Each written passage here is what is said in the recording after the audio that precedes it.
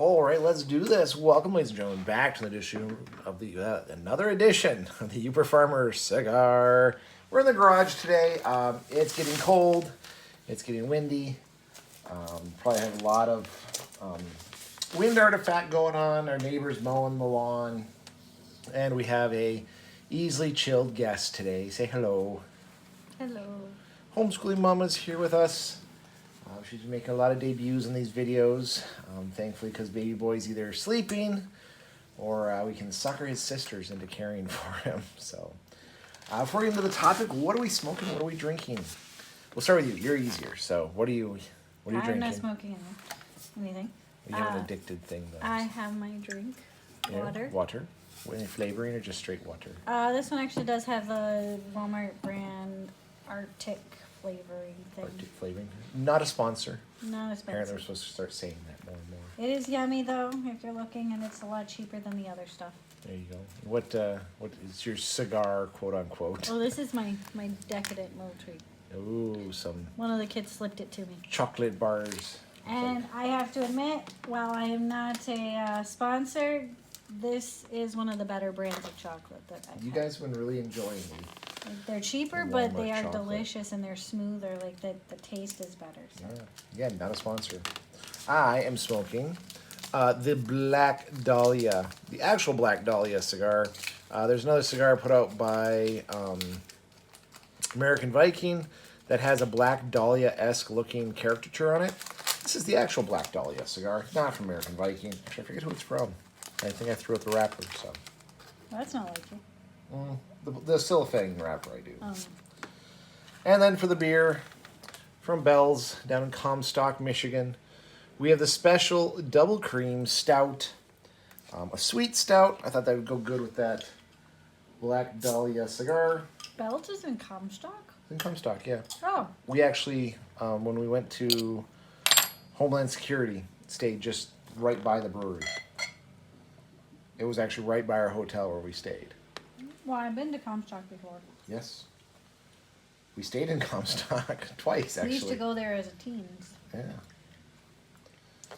Beautiful dark beer. Not a lot of head, but that's been Bell's kind of like signature move recently. The heads on their beer seem to disappear rapidly. So, tonight we are having a little bit of a discussion. Homeschooling Mama did not come up with a topic quick enough. We didn't give me a topic. I just came out here for the chocolate. Came out for the chocolate and away from the kids. Much how this cigar or these videos came about. I just need a minute to enjoy my tasty treat and get away from the kids, shoot a video. So, as a few of you who've been following the channel know, we are having our 20th wedding anniversary. This week, actually, this video posts on Monday. And we'll be having our anniversary on Thursday. Wednesday. Well, I wasn't going to give the real date, but now you have, so congratulations. Kidding. You just forgot. No, I didn't forget. So anyway, we've been getting ready for that. We officially heard from the priest today that we're set to get our wedding vows renewed. We've gotten most everyone some nice outfits to wear. Planning on making a day trip of it. I took the whole day off. So we're just going to kind of go out there, bomb around, get remarried, renew the old vows, and then probably that weekend or maybe the next weekend do the final number 20 marriage video. Sitting down with a special bottle of wine. When we got married, some of our friends actually hit the jackpot. So they went and actually got us a custom wine for our wedding. So, yeah, that'll be good. We'll do a long form video. But tonight, talking about weddings, there are 4 weddings happening next month on my team at work. And it brought up a lot of interesting things I thought would be fun to talk about. One are people who view marriage as just a piece of paper. 2 are the people who live with each other for 5 to 15 years and never get married. And yeah, kind of take it from there. Some of those really misconceptions about marriage and unfortunate ways people view it. So, how's that sound? You want a different topic? Oh, it sounds like you're already geared up for that topic. So. Not specifically. If you want to switch, we can switch, and I'll just cut all this shit out and we'll jump into something else. I don't really know what to say to that one because I wasn't part of those conversations. Well, you've heard those, though. You've heard people like, marriage is just a piece of paper. What's your response to that one? Well, I don't feel that way. Okay, why not? Well, because in our faith we believe that marriage is a sacrament. It's a blessing and a calling by God. Yep, it's actually set aside, has certain rules to it, expectations to it. But I mean, people who aren't religious often just view it as a piece of paper. But see, I don't. Even if I can remove the religious aspect from it and put up a very valid argument why it should not be considered just a piece of paper without bringing religion into it. But without religion, it's really just a technicality. Nope. So one.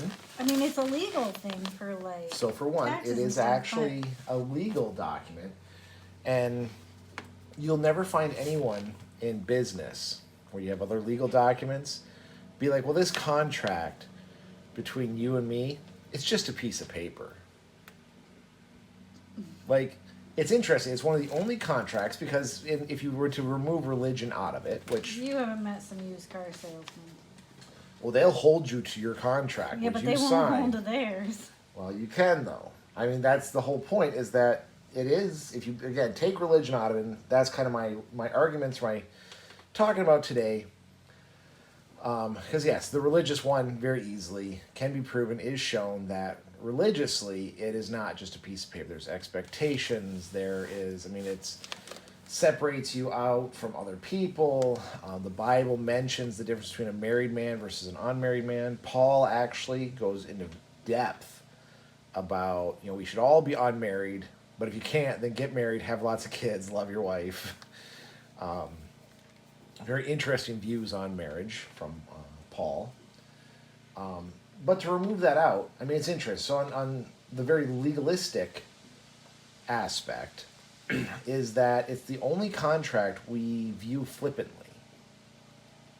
If you, again, don't have a religious view, people, to say it's just a piece of paper, it is the only contract you'd ever have someone say, well, it's just a piece of paper.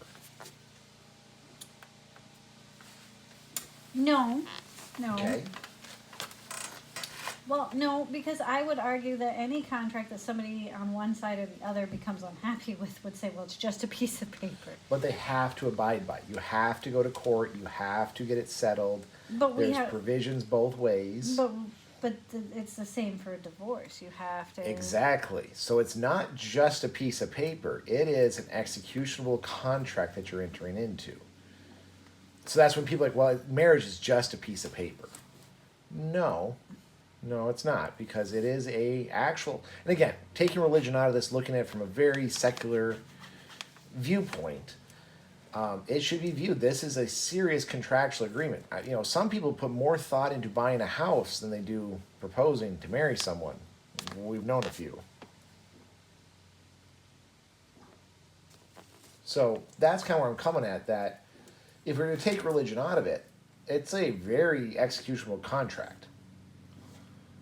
So nothing else, these people should view it as a more than just a piece of paper when it comes to its actual physically what it is. Now the other argument that I have. But people say it's just a piece of paper when it's more like, but I already love this person. It's just making it official on a piece of paper. They're not looking at the contractual part of it. They're looking at the fact that they already care and love the person. They don't feel like they need a piece of paper. But you can care and love about a piece of property, and until you sign a sales contract, then you're required to do maintenance. But we don't own people. Well, so you own a piece of property. But you can own do that a car. You own a house. You don't own a person. All right. Okay. Even signing a contract to work for someone, like you signed a contract to work for the college. Mm-hmm. They don't own you, but there's a relationship there. Yes. But it's a work contract. It's not a person-to-person contract. It's not like I'm committing to live my life for them And that's what I'm saying. or share People- my assets with them or when people say they are looking at it as just a piece of paper, no, it's a deeper legal commitment. Like there are legal ramifications and rationales behind it. I'm not disagreeing. I just don't think most people see it that way because when we think of a contract, we don't think of it as, you know, it's an agreement between two people about something, a car, a house, a piece of property, an agreement with either with a person and a person, if you're, you know, person to person sale, or a person in the bank, you know. And one party is always giving something to the other. Money, usually. Well, we used to have dowries, so that used to be a thing. Yeah, we don't anymore. So when you think of a marriage contract, you're not giving money to each other usually. Sometimes you're sharing assets, but a lot of people anymore don't even do that. Well, in that though, I mean, there is when you are married, especially like in Michigan, for example, your spouse gets a lot of liberties over you. Like, there's a lot of stuff that your spouse is entitled to. Whether that's like automatically, they're entitled to all of your inheritance. Doesn't matter what you put in your will, your spouse in court will be the first one awarded everything. Again, regardless of what you put in your will. But I think that can be argued. It's usually lost in the state of Michigan. I don't know. That's why we have probate court. Yes, we do. So, but then beyond it, beyond the legal documentation or the legal contract aspect of it just being a piece of paper, it is actually a symbol, again, not religious, but it's a symbol of, like, you can't go back. Yeah, but except you can because you get divorced. And I don't know, people. I just don't think people take it very seriously with it being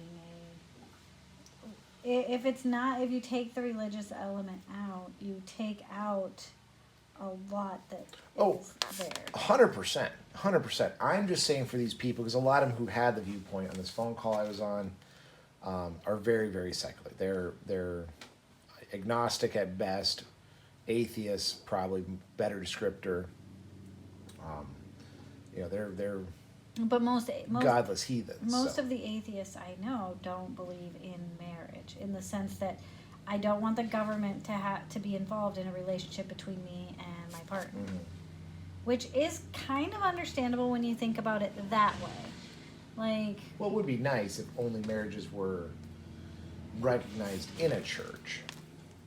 but then you take the religious element and put it right back in, and people who aren't religious are going to feel like then they they're can't not get allowed married. to get married. Well, they're not. I mean, there are countries where that's, if you're not married in the church, you're not married. But then again, a lot of them don't have special privileges in the government. Like, they don't get tax exempt and inheritance stuff. So, and it's usually the church that actually, you know, gives them benefits for being married. But what I mean by a symbol is it's kind of like, you know, more like a good luck charm, or like you know, don't walk under a ladder type thing. Like, we are so ingrained in a superstition. That's what I'm looking at. A superstition. So if you get this piece of paper, there are certain superstitions that then we're abiding by.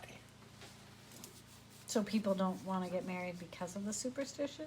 Because or they you're don't. saying they do get married because of the superstition? I think we can look at it as more of a piece of paper, because when you get married, things just automatically change. How you're perceived, how you're treated, how you interact with society. And none of it's written. It's not like a written down rule, and it's not even a hard and fast, like, yeah, because you're married now, X, Y, or Z has to happen. It's solely just that, like, it's a superstition. It's like not like, you know, the number 13. It's like I not guess having a I'm black not seeing cat. what you mean specifically. Like, what specifically changes? Well, if someone's married versus just has a live-in boyfriend for the last 15 years. If they're married, it's taboo to try and, be romantic or sweet talk their significant other, try to flirt with them. Okay. But if it's just a live-in boyfriend, there's no commitment there beyond, well, I live with this person, I love them. Well, you might love me more. But once someone's married, they become more off limits. Or actually depends on the person. Sometimes some people I was are gonna more. say I think we have societal expectations, but I think those expectations are very fluid depending on the culture and the area and even the family you're a part of. But they are still there. And again, it's just that it's a social norm. If someone's married, there's certain ways you. So a Treat social them. norm, yeah, sure. We expect that people who are in a marriage are faithful to each other, and yet I could name more marriages that we know of where the people weren't faithful. But I can also name just many people who are just live-in partners who are very unfaithful to each other. But there is that norm that you're breaking. I'm just saying I don't know. I'm not sure that the societal expectation is there in the same way that it was 40 years ago. Fair enough. It's still there. I mean, just like other superstitions we have that have died off, like putting It's shoes on still tables. there, but nobody balks at, oh, so and so had an affair. I mean, name pretty much your politician, your Hollywood person, your sports person. Nobody is shocked if somebody says they had an affair.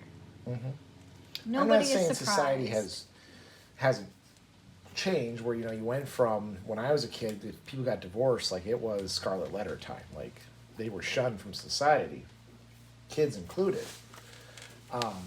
Especially where I grew up. I'm not saying that hasn't changed, and I'm not saying that those changes are necessarily good or bad. I have my own viewpoints on those. But I'm just saying that there is that social norm that once someone gets married and has that quote unquote contract or piece of paper, things change versus what they're just a live in. I think we think things should change. But I don't know if they really do anymore with the way the world has kind of bent. True, but I mean, if you look at someone, I mean, I want it to be. you're that it's going to expected treat change. someone who just broke up with their live-in boyfriend, whether it was for 2 months or 15 years, of oh they broke up, oh shame. Well, if someone's been married for 2 months or 15 years, like well we're getting a divorce, like oh no, you're getting a divorce? How unfortunate.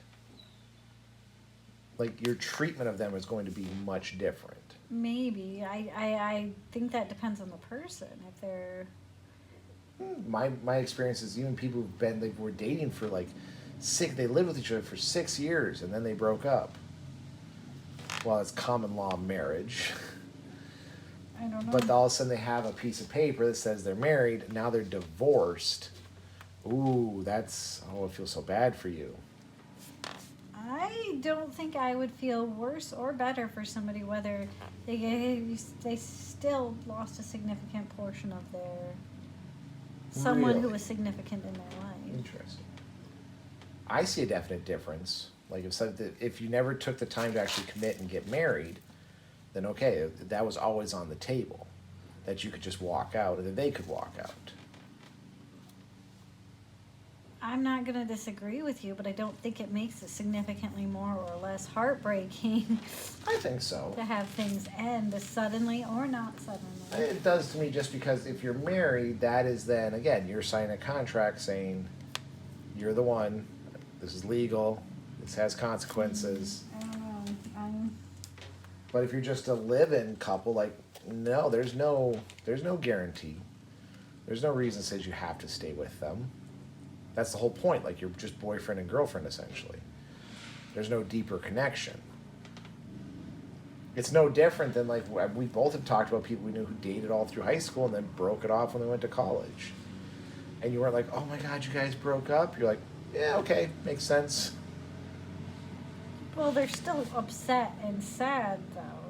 They're still But not to dealing the same with this- degree if someone's been married for 4 years and then gets divorced. You're also talking about a difference in people who are too young to get married and people who are legally old enough to get married. Okay, they dated all through college. I'm just saying. I'm just saying that I've known quite a few people who had the live-in boyfriend or girlfriend multiple years. Everyone's like, well, why don't you just get married? And then they break up after an exorbitant amount of time. It's like, okay, that sucked. But someone gets divorced who's been together the same amount of time. It's like, oh, that's horrible.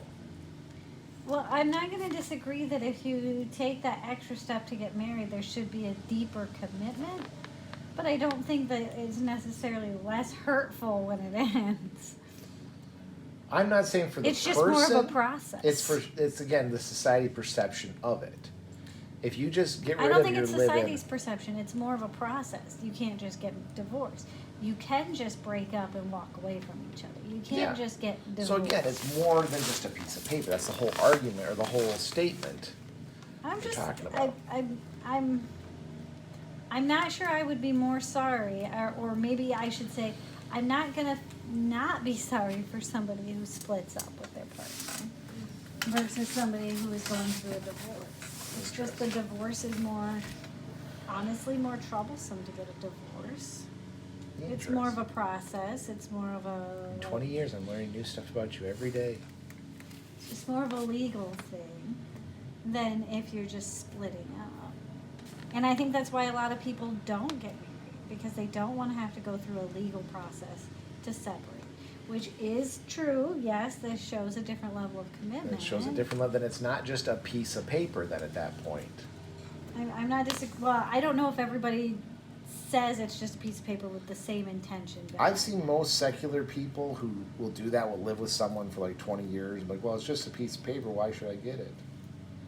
If we love each other, that's enough. It's like, well, no, there's more to this. There's a lot more to this than just it's a piece of paper. And that's kind of the whole, thing I'm getting on with this video is that, when you hear these people say, well, it's just a piece of paper. If we love each other, we love each other. No, you're wrong. It's more than just a piece of paper, because there is more, whether it's solely a legal document or solely a societal perception. Well, there is definitely more of a process to separate, like to split that off, to end it. Yeah. But no, because like I said, it's in from a religious view, it's huge. It's not just actually binding yourself to someone for all eternity, and only getting maybe a very narrow window for allowing for that marriage to be dissolved according to the church. mm-hmm.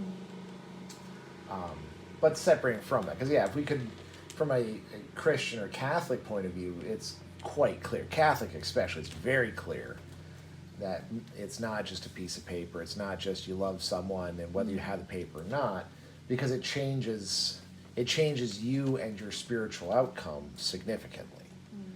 Well, and I don't know. See, I guess I have a hard time separating it. Yes, I know. That's part of the problem with this conversation. You keep wanting to bring up the religious. No, we can bring back in the religion though, so that make it simpler. Yeah, but if you take out the religion, then it's a legal contract. It's nothing. It's no more important than a car, buying a car, and that makes it really sad. Uh-huh.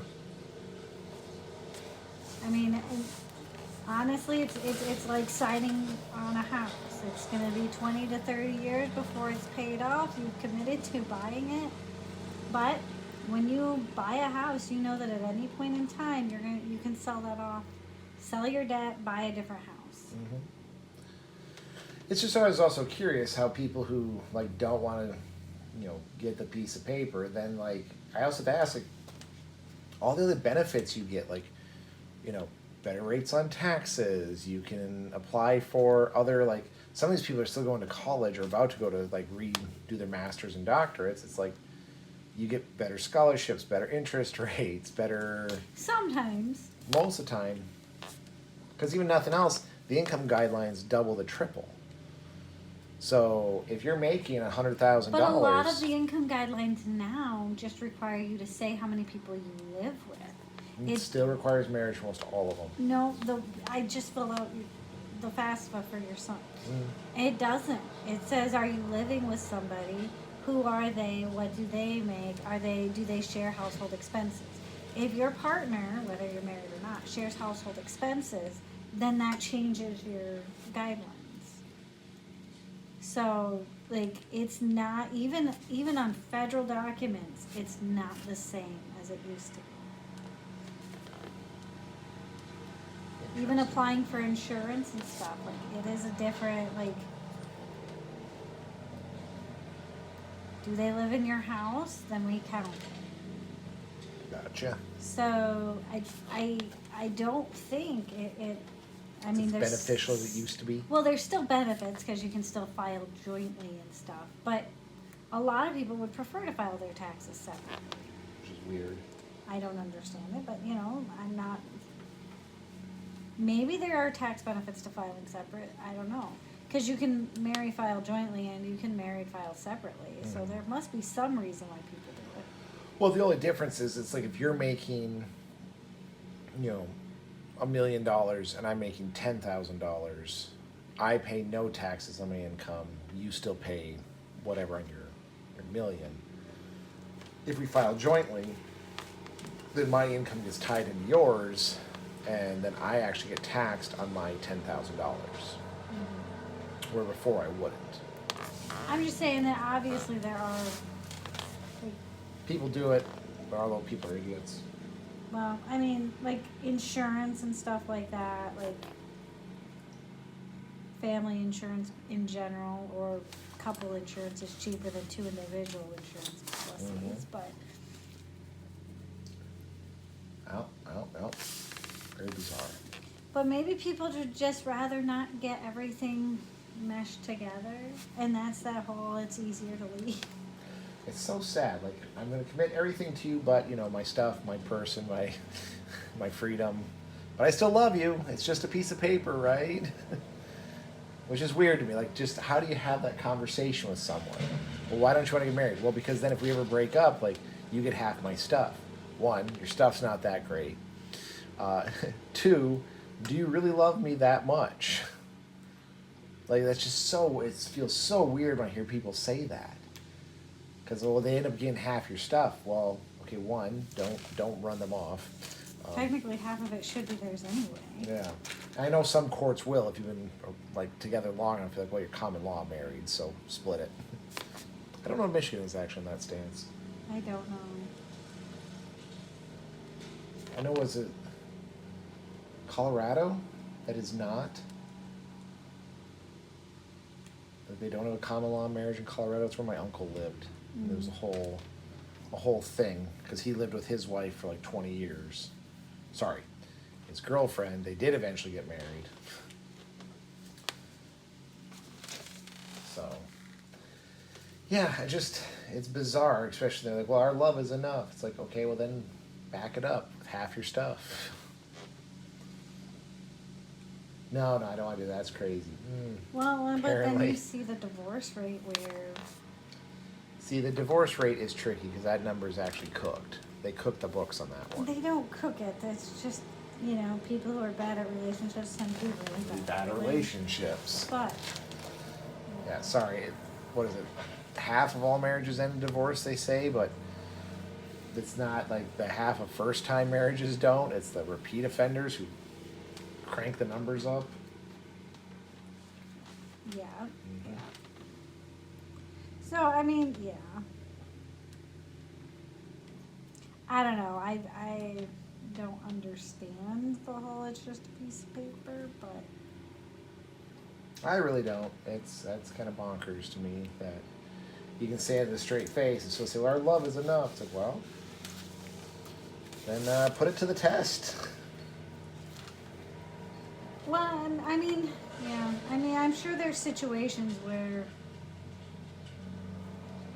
there's a reason why people don't want to get married beyond the whole it's just a piece of paper kind of. I haven't heard a good one. And the closest one, again, my aunt was like, she was in a very abusive relationship. and she wanted to have the comfort to know that if my uncle ever did get abusive, she could leave without having to deal with like The split up. the split up. And like, okay, I guess I understand that one, but like her other thing was she was always constantly scared that he'd just like leave her in the night.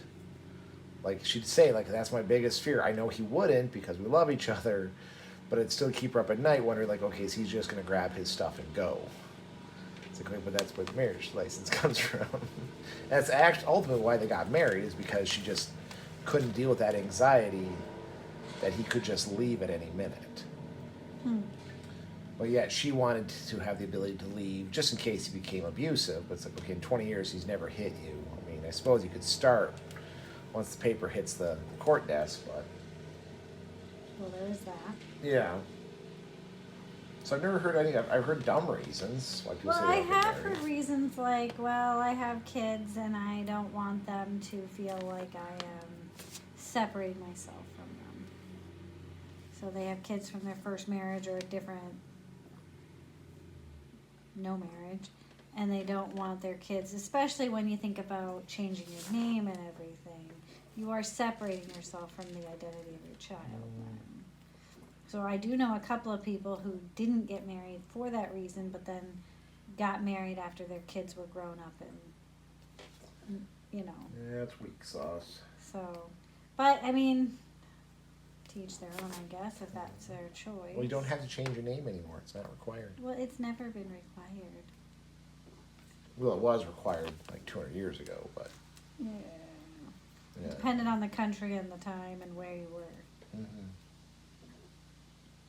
So, but I mean, there are, I'm sure, people who they're like, I have a reason. There's always people who have a reason. Well, yeah, people make dumb reasons for lots of shit. Doesn't make them right. It just means they have some sort of form of delusion that they've sold themselves on. Form of delusion. I don't know. It doesn't make sense to me, but I find it. I find it sad to separate marriage into a non-religious, secular kind of thing. Yeah. Anyway. Agreed. So as soon as you take out the religious element, I find it kind of it doesn't mean the same thing. Mm-hmm.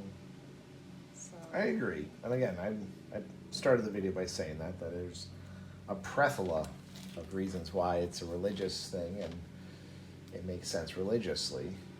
So yeah. So I mean, I guess I don't consider the people who are like, well, it's just a piece of paper. If they're not religious, I can see why some people think that. yeah. Because for me, it's a lot more than a piece of paper, but it's also a lot deeper than a contract with the local government. Our neighbor is mowing his grass in the rain currently. Is it raining? Yeah, just opened up. Oh, I can see it now. Yeah. I was not positioned to see out the door. I'm really hoping that just started because otherwise he's not as smart as we let him off to be. Honestly, with the way it rains around here, it could be in our yard and not his. Right. It's just hitting our yard. That was with Swedish Compass. Like, it was starting to rain at the grocery store or at the hardware store. Mm-hmm. So, do you want to come pick up? She's like, it's not raining here on the beach, just like a mile or two away. Oh, okay, weird. She's like, oh, maybe it is now. So, We came out of the store. We came out of every store. It was perfectly fine. We came out of the last store, and you could tell that it had opened up. Everything was really wet, but it wasn't raining. nice. So, Quick clipper systems. yeah. Well, anyway, folks, there's some introspective on is it just a piece of paper, both secularly and non-secular. So yeah, no, get the paper. Hopefully do it in church, in front of God, where it's supposed to be. If not, just so you know, it'll never last. Yeah. Anyway, folks, stay safe out there. See you on Harsh. the next one. Harsh. But true, but true.